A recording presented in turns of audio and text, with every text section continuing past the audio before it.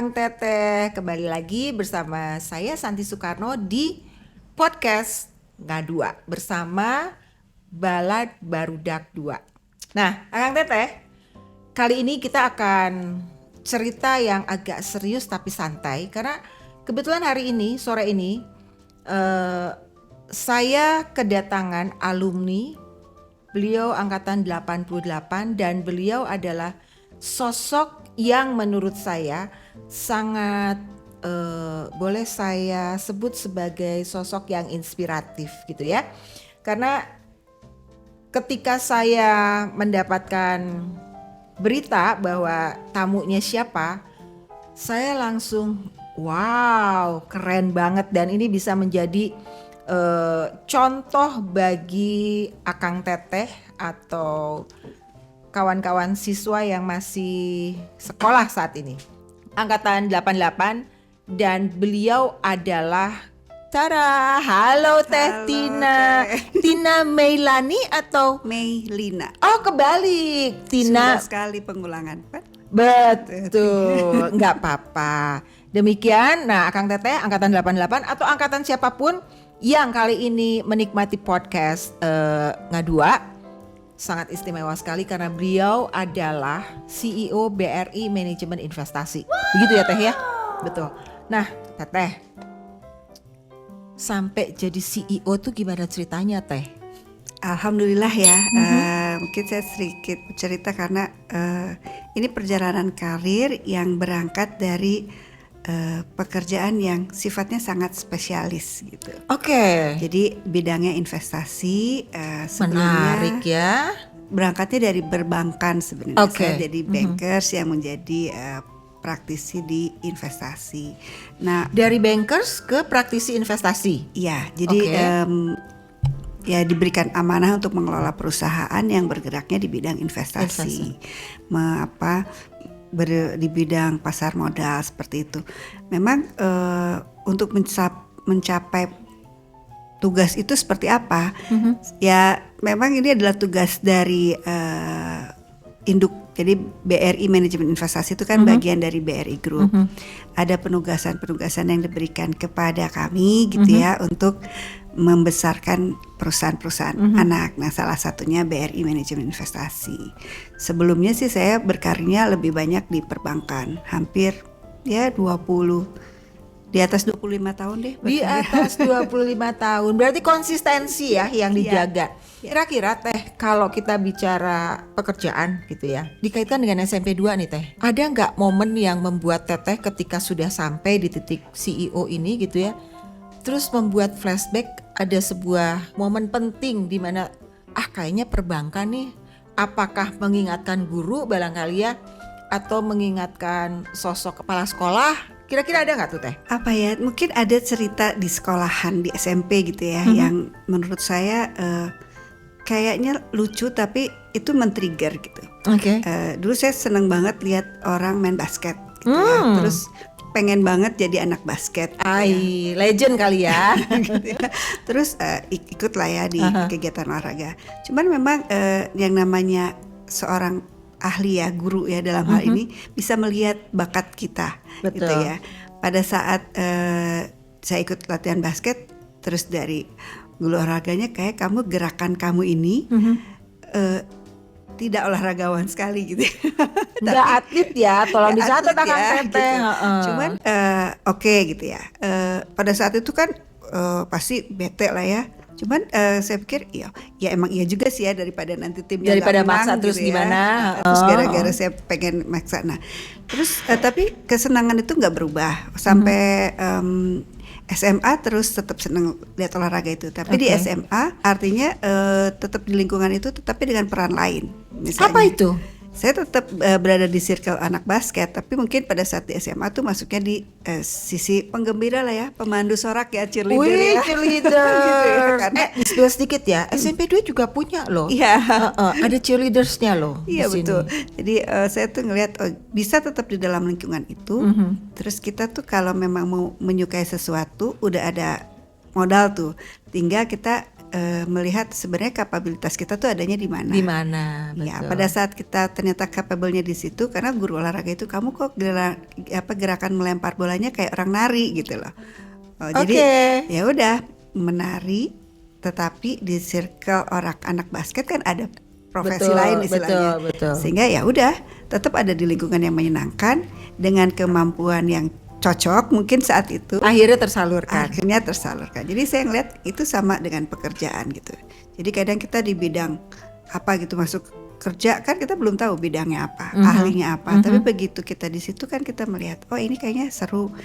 Terus dengan keseruan itu akan tertrigger sendiri kok motivasi kita untuk Betul, mendalami betul. bidang itu. Tapi Teh, yang menjaga konsistensi Teteh gitu ya di dunia perbankan, kalau dibilang passion kan sebetulnya tidak ya. Karena itu tadi yang disampaikan. Kalau memang sudah ada trigger, mungkin itu juga yang akan terus digali, diperbaiki, ditingkatkan gitu. Teteh nggak bosan di dunia perbankan? Ternyata banyak hal yang orang mungkin nggak kebayang ya. Di dunia perbankan itu ada pekerjaan-pekerjaan yang sesuai dengan minat kita. Jadi saya waktu mau mulai kerja tuh nyarinya bukan banking ya, tapi lebih ke perusahaan-perusahaan konsultan. Jadi pengen jadi konsultan ceritanya gitu ya. Tapi kan ikut program manajemen trainee dan diterimanya di perbankan pada saat itu banyak membuka posisi manajemen trainee. Ya udah belajar membidangi karena background pendidikannya pertanian, agak-agak jauh sih. Jauh ya, Akang Teteh. Teh, kalau kita bicara tantangan dalam karir Teteh selama sekian puluh tahun, tantangan terbesarnya apa sih? Karena kan kalau bicara investasi, artinya kita mengelola aset-aset orang lain kali gitu ya. Kira-kira apa tuh Teh?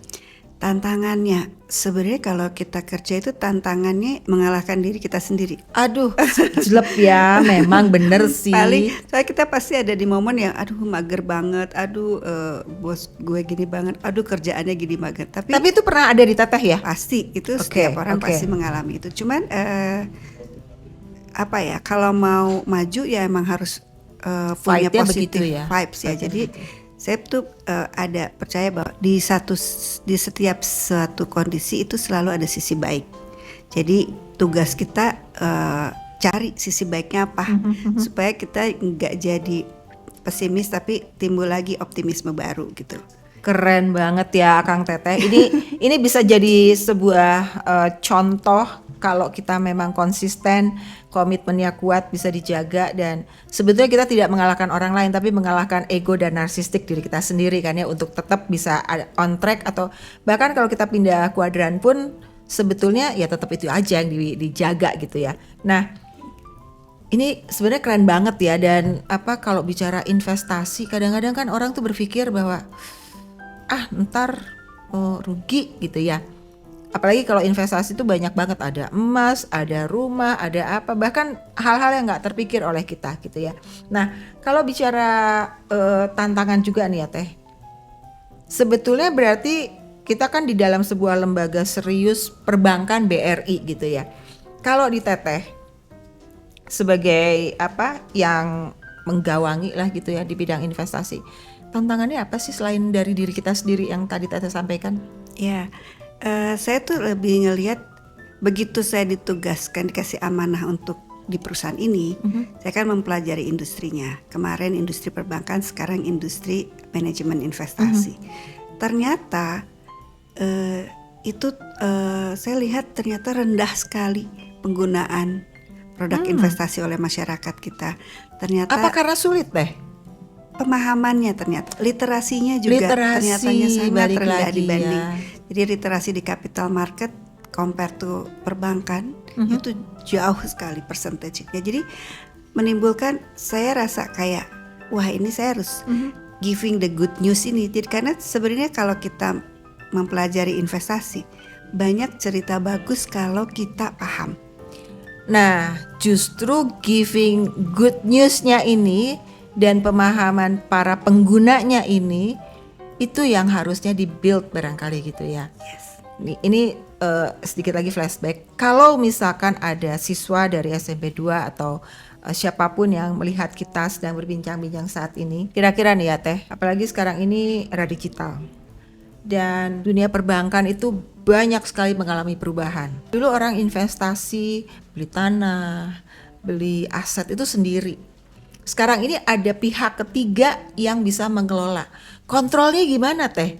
Iya, sebenarnya memang pekerjaan di industri keuangan ini modal utamanya tuh trust, kepercayaan. Jadi ya kita memang tugas utamanya building trust gitu. Mau di perbankan, mau di asset management atau manajemen investasi, building trust. Nah, kan ada istilah tuh ya, kalau nggak kenal nggak sayang. Makanya kita emang tugasnya harus massively, intensely memperkenalkan. Jadi kayak apa sih kerjaannya manajemen investasi? Emang ngapain? Mengelola investasi masyarakat. Dalam bentuknya apa? Reksadana. Nah, kata-kata reksadana aja masih belum umum. Orang masih belum paham apa Belum paham sih gitu itu, ya. Terus kalau misalnya tanya ambisinya gimana? Kalau saya tahu the good story of this reksadana, kayaknya pengen masuk dari modul-modul pelajaran anak sekolah gitu ya. Jadi dari kecil dikenali. Dulu kan saya kalau misalnya nabung pasti inget dong lagu nya Titik Puspa.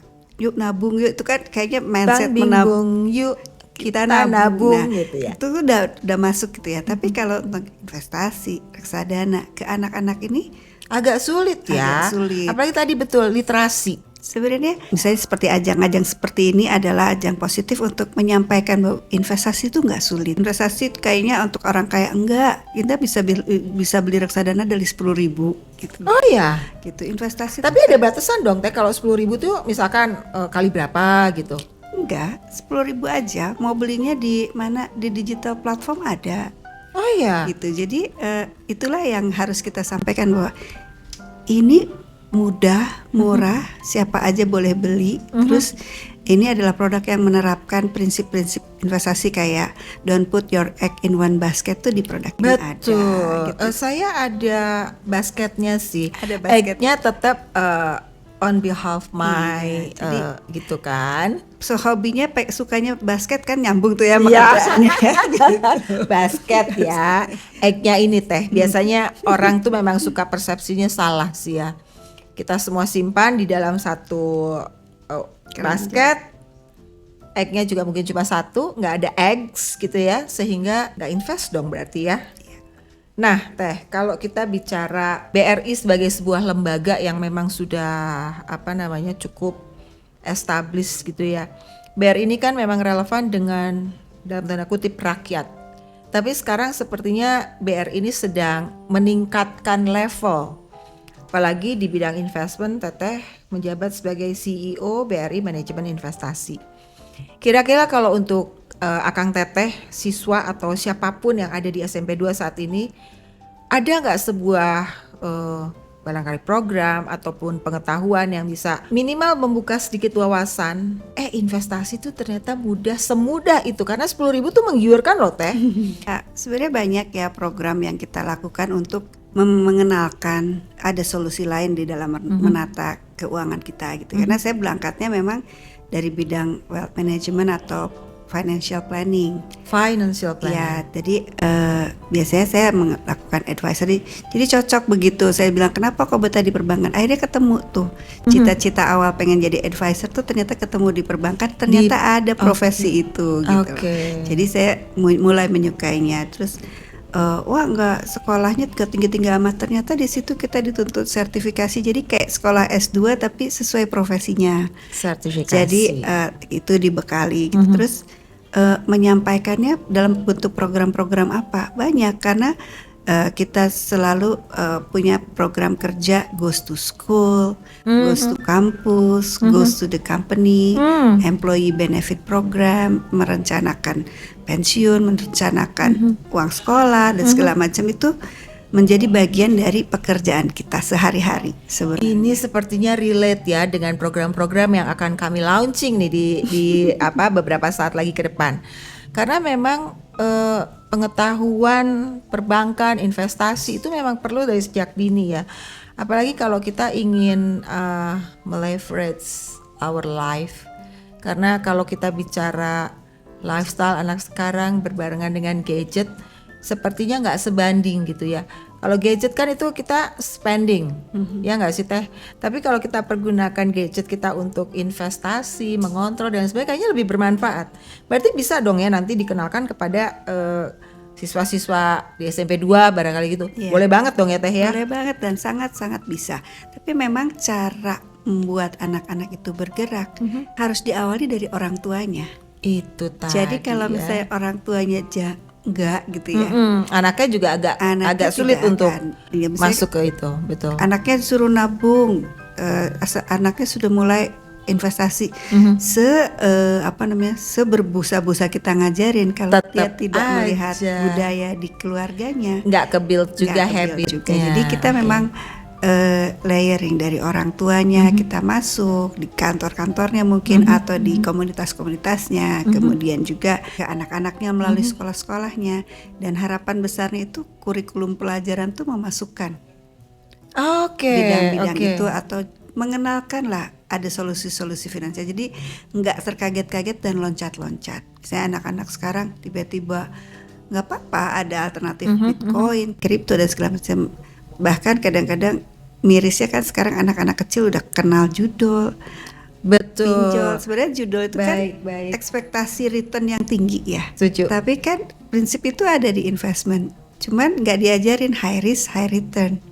High return, Nah, high risk gitu. high risk, Kalau high return. mau untung-untung cuan-cuan tinggi-tinggi itu pasti resikonya tinggi. Oke, kalau kita bicara investasi nih ya Teh, belakang ini kan ada trending tentang cryptocurrency gitu. Bahkan mungkin di masa depan, walaupun beberapa tahun ke belakang sempat ada yang di-ban. Menurut Teteh, kira-kira bicara dengan investasi yang sedang Teteh jalankan sekarang dengan cryptocurrency ini, lebih baik yang mana Teh? Karena instan tadi kan sebetulnya lebih enak kali ya. Tapi kita nggak bisa menutup mata bahwa cryptocurrency ini menjadi, kita nggak bilang second opinion, tapi cukup banyak nih orang yang sudah mulai melirik. Sebenarnya kalau saya sih ngelihat setiap instrumen investasi, baik yang sudah ada lama maupun baru, itu pasti punya daya tarik masing-masing.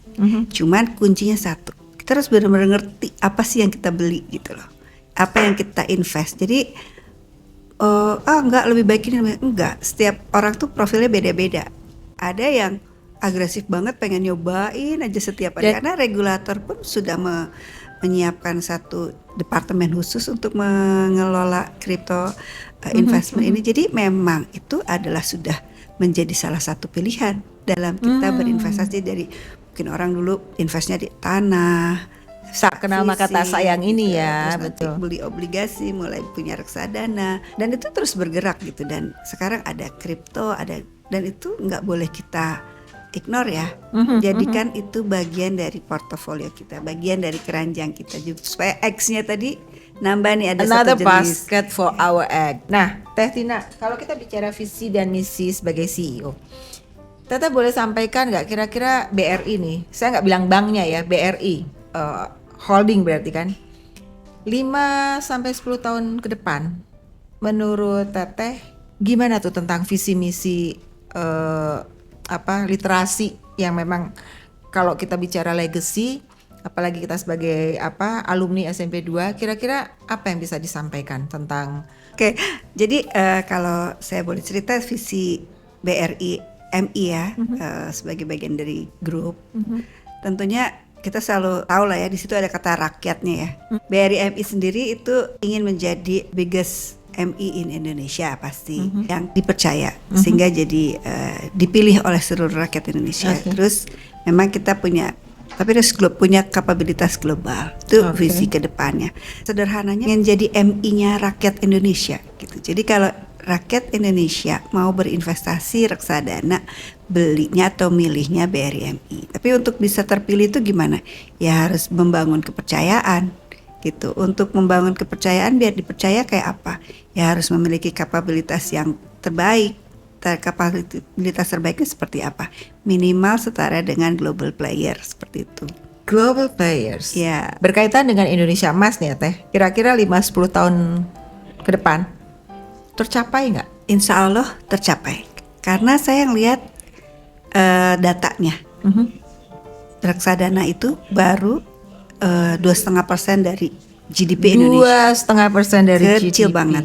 Kalau untuk orang yang pesimis, aduh kecil banget di sini, mungkin marketnya nggak ada. Gitu. Kebalik berarti kan, Tapi salah kita lihat ngelihatnya dong. kebalik. Kalau Iya, kita ngelihat, wih, berarti gede banget ya potensinya kalau mau Betul, digedein. betul. Gitu loh. 2,5 jadi 5% aja udah berapa tuh? Seperti itu. Jadi artinya kalau optimisme, sangat bisa banget dibangun. Tinggal mau gerak bareng nggak? Karena kalau cuma satu-satu yang bergerak, Nah, industrinya nggak ini mau. keren nih. Sebagai alumni tiba-tiba dapat pertanyaan, Akang Teteh, mau gerak bareng nggak? Karena kebetulan visi dan misi kami di IKA ini ya, di IKA SMP 2, kita ingin bergerak bersama menuju Indonesia Emas. Minimal kita mengawal siswa atau siapapun yang disebutkan sebagai rakyat gitu ya Teh ya. Apalagi alumni ya, masa sih nggak mau gitu. Kayaknya hayu banget gitu ya. Tidak hanya demi Indonesia Emas, tapi demi rakyat yang memang betul-betul paham bahwa investasi ini berguna untuk masa depan gitu ya. Nah, Teteh kalau bicara leadership di lingkungan kerja Teteh dan filosofi kerja ya, CEO ini kan sepertinya sebuah posisi yang legit gitu ya. Sampai di titik ini, karena kan ini masih ada sekian tahun lagi dong, masih jauh dong Teteh dari masa pensiun gitu ya. Ada nggak sebuah ajaran yang Teteh pegang teguh gitu ya, apalagi sebagai pengambil keputusan?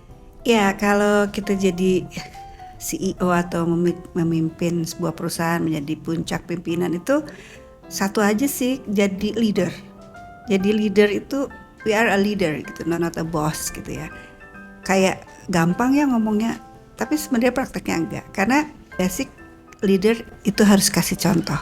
Jadi a good sample. Itu Leader itu gampang. gak di depan ya, tapi mengiringi kan. Mengiringi, menjadi contoh, walk the talk. Jadi apa yang diomongin harus dijalankan juga oleh dirinya sendiri. Kemudian harus sangat menghargai tim member gitu. Kali selalu tim member itu ada yang excellent, ada yang enggak. Tapi harus punya belief, dan saya punya belief bahwa setiap individu tuh pasti punya good side gitu. Di Teteh sendiri artinya kan build your capacity as a leaders ya. Leadership seperti apa yang Teteh usung untuk menjaga tim ini spiritnya tetap sama seperti Teteh? Kalau sebagai yang saya jalankan keseharian ya, artinya kita harus build the belief gitu, bahwa kamu adalah bagian penting dari perjalanan bisnis ini, kamu adalah bagian penting dari pekerjaan ini, dan pekerjaan yang kita kerjakan ini adalah sesuatu yang penting. You have to believe that gitu loh. Terus kamu harus yakin, atau kita harus yakin bahwa kita juga bisa menjawab segala tantangan, dan istilahnya apapun challenge-nya sebenarnya bisa dijawab. Iya, mungkin susah, tapi bisa dikerjain gitu. Opportunity-nya tuh memang ada, sangat challenging, tapi build your capacity as a leaders itu mungkin cerita lain yang dalam perjalanan tetap Teteh jaga agar tracknya bisa bareng sama tim, barangkali gitu ya. Nah Teh, kalau untuk masa depan sebagai pembelajaran kepada rekan-rekan siswa-siswa SMP Negeri 2 ini, kira-kira apa tuh Teh? Barangkali bisa berikan sebuah insight atau apapun. Kayak kadang kita SMP gitu ya, jauh banget ya, nggak kebayang mau jadi apa. Tapi kita harus meyakinkan ke adik-adik di SMP ini bahwa setiap orang itu bisa jadi pemimpin. Keren kan? Ya. Setiap orang tuh bisa jadi pemimpin, tapi tidak setiap pemimpin itu bisa komitmen terus dan konsisten terus. Kebayang tadi berapa puluh tahun teh? 20 lebih ya? Lebih 25 tahun 25 tahun lebih komitmennya dipegang terus, konsistensinya dijalankan terus, sehingga Teteh ada di titik sekarang ini. Ke depan Teh barangkali ada cita-cita yang masih ingin dicapai selain CEO kali? Ya, masih banyak keinginan-keinginan gitu ya, dreams gitu ya. Kadang karena dreams itu menurut saya nggak kenal usia ya. Yes, Gitu. agree. Jadi masih ada yang ingin dilakukan. Misalnya saya pengen, misalnya karir gitu ya. Karir pernah kerja di swasta, terus sekarang udah pernah kerja di Jangan-jangan BUMN. habis CEO menteri nih, apa asmen dulu gitu ya? Amin. Asik nih. Tapi Catat ya Teteh, Akang Teteh ini alumni SMP Negeri 2 loh. ya, tapi intinya sih yang udah dipelajari, yang udah dijalanin, cita-citanya masih terus bisa dimanfaatkan, apapun bentuknya nanti gitu loh. Sangat keren, simple banget ya sebetulnya. Apapun itu selama bisa dimanfaatkan dan memanfaatkan untuk kebaikan pasti akan jalan terus. Iya. Kayaknya semangatnya sama nih. Sih. Bisa aja gitu ya. Oke, Akang Teteh, ini pertanyaan ini akan menggelitik, sangat menggelitik untuk saya gitu ya. Karena sebagai salah satu, kalau saya boleh sebut salah satu CEO boleh kali ya, Teh Tina ini you're very calm person gitu ya, very elegant person gitu ya. Tapi kan boleh dong kalau ada pertanyaan yang gelitik gitu ya. Kalau Teh Tina mendapatkan kesempatan kembali ke masa muda, ke masa SMP atau masa dulu yang gak kebayang nih sekarang jadi CEO, kira-kira ada gak yang mau dirubah, atau kira-kira kalau memang dulu ada, pengen apa sih sebetulnya gitu Teh? Pengen apa ya? Dulu pernah pengen jadi bagian dari kayak model gitu-gitu. Oh, cocok lah. Cuman ya keluarga saya tuh dari mama ya terutama itu adalah lebih banyak ke edukasi gitu. Jadi Iya, oke. prinsipnya nggak ada yang kayak gitu, sekolah yang benar gitu. Jadi kalau tanya waktu kecil pengen apa ya? Ya pengen yang kayak gitu. Profesinya saya juga nggak tahu profesi itu bisa menjadi profesi atau tidak. Tapi kayak mencari sesuatu yang kayak kita terlihat, dibanggakan atau dikenal orang. Tetapi ternyata betul kata orang tua, tidak harus mengambil jalur itu. Kalau harus matching sama jalur keluarga besar, ya ternyata jalur itu juga membuat saya di posisi sekarang ini, sehingga untuk Selalu dikenal menjadi alhamdulillah gitu ya. terus ya dalam setiap langkah. Oke. Ternyata untuk tampil, saya dulu kan keren tampil di TV mah, masuk ke media apa gitu. Ternyata sekarang juga terjadi gitu, tapi dalam bentuk Semua bentuknya berbeda tapi tetap dalam track yang memang frame-nya sama, framingnya ya. Betul. Oke. Nah, Teteh, barangkali ada yang mau disampaikan pesan untuk generasi muda, karena generasi sekarang ini kan Teteh tahu sendiri ketika literasinya kurang, bullying terjadi, mental tidak terbuild dengan baik. Mumpung kita diberikan kesempatan, sepertinya ada sebuah kewajiban secara moral gitu ya, kita mengupgrade kualitas siswa-siswa teman kita yang nantinya akan menjadi alumni dan menjadi panutan seperti Teteh. Mangga Teh, kalau mau disampaikan. Mungkin saya ingin menyampaikan bahwa ke depan itu tidak akan semakin mudah. Ke depan tidak akan semakin mudah. Ilmu Oke. itu banyak sekali jalurnya bisa kita peroleh. Medianya sudah sangat berbeda. Tetapi yang paling harus kita persiapkan adalah ketahanan mental. Balik lagi ya Kang Teteh, mental. Oke. Kita harus tough enough to face the life gitu ya. Dan yang menguatkan itu adalah diri kita dengan, ya nggak salah sih sekarang kayak kena mental atau segala macam. It's the reality. Tapi sekolah, berteman, tapi harus dikuatkan dengan kekuatan lain yang datangnya dari diri kita sendiri, yaitu kekuatan kita menghadapi segala macam cobaan. Dan saya juga kadang suka sedih gitu ya, kadang-kadang generasi sekarang seems to be judged by like strawberry apalah apa gitu ya. Kadang sebenarnya apa salah mereka? Kayaknya enggak juga sih. Mungkin parents juga berperan di situ. Betul, Kenapa kok mereka betul. segitu baperannya, segitu magerannya, itu ya it's depend on your parent. Habitnya diturunkan seperti itu ya. Ada anak-anak yang nggak pernah kenal ruangan nggak pakai AC misalnya. Ada anak-anak yang seperti itu. Ada anak-anak yang sangat ketakutan kalau terekspos ke dunia luar oleh orang tuanya. So memang kalau saya bilang teman-teman yang masih sekolah emang mesti berjuang dengan jalurnya sendiri. Tapi circle pendukungnya harus lebih berjuang. Oke. Gitu. Jadi Circle pesan saya pendukungnya sih itu aja, bahwa setiap orang tuh kayak saya misalnya dibilang kayak klemer-klemer lemes gitu. Tapi ternyata kita tanpa disadari punya kekuatan sendiri yang akan muncul dengan sendirinya pada saat kita menghadapi tantangan. Jadi kalau ada cobaan, tantangan, hadapin aja. Believe that you have the strength inside gitu. Betul sekali. Keren banget ya Kang Teteh.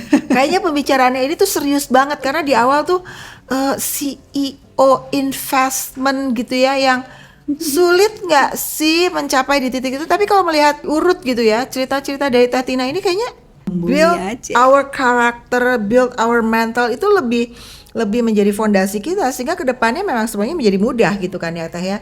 Nah terakhir nih Teh, di depan ada nggak sih proyek yang memang sedang Teteh lakukan dan ini bisa ini memang menjadi sebuah proyek yang memang dinantikan dan bisa dipakai, atau kita semua nih masyarakat, terutama kita alumni lah ya, bahwa ini tuh memang produk yang dicari-cari, memang produk yang ini loh gitu. Karena kan ya itu tadi yang Teteh bilang, ini banyak produk nih dari apalagi kripto ya. Kalau di compare tuh kan kayaknya orang lebih memilih yang kripto, sementara keamanannya lebih dijamin justru yang investment ini kan. Kira-kira ada nggak tuh Teh? Iya ada. Jadi saya sendiri kebetulan sudah menjadi bagian dari asosiasi perusahaan manajemen investasi, bidangnya literasi, edukasi dan sosialisasi. Lengkap ya. Ya, terus juga sedang ada task force juga dengan regulator. Kuncinya kita mesti menguatkan pemahaman masyarakat sehingga kalau memang mau mulai mengembangkan asetnya, mengembangkan kekayaannya, merencanakan keuangannya, pakai solusi yang tepat. Jadi proyek ke depan sangat akan intens kegiatan-kegiatan literasi, kegiatan edukasi. Kita coba masuk ke semua lembaga yang bisa mendukung bertumbuhnya pemahaman masyarakat terkait dengan investasi. Sehingga menjadi habit barangkali gitu ya. Menjadi bagian hidup. Berarti ya menyenangkan sekali kalau memang ini bisa terwujud. Apalagi kalau satu saat nanti IKA bisa berkolaborasi dengan BRI di bawah kendali Teteh dalam bidang investasi gitu ya. Teteh, hari ini sebuah sesi pembicaraan, sesi bincang-bincang yang santai tapi isinya wow banget gitu ya. Nah Kang Teteh, ini kalau Akang Teteh ada di sini ya melihat sosoknya Teh Tina Melina, itu sebenarnya kalem banget. Tapi percaya nggak, ketika beliau bekerja itu sepertinya nggak sekalem-kalem ini. Satu pelajaran yang saya ambil ya Teteh, ternyata memang komitmen dan konsistensi itu kita harus jaga terus apapun karir kita. Apalagi kita sebagai sosok manusia yang memang memiliki kesempurnaan gitu barangkali ya Teh. Terima kasih banyak untuk hari ini dan Akang Teteh, kita akan kembali lagi di podcast Ngadu berikutnya dengan tema juga host dan bintang tamu yang ragam ya sangat banyak. Terima kasih, salam Balawa, Balat Barudak 2.